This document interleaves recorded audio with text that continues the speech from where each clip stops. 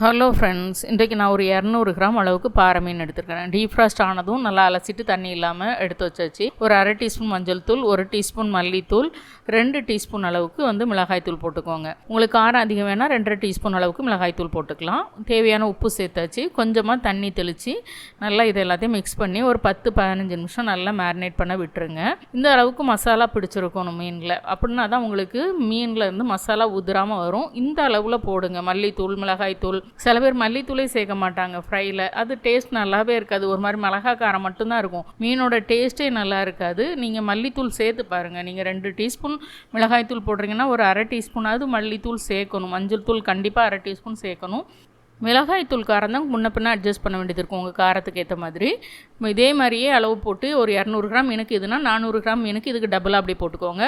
போட்டு ட்ரை பண்ணி பாருங்கள். மசாலா உதிராமல் சூப்பராக ஃப்ரை ஆகி வரும். பிடிச்சிருந்தா லைக் பண்ணுங்கள், சப்ஸ்கிரைப் பண்ணுங்கள். பாய்.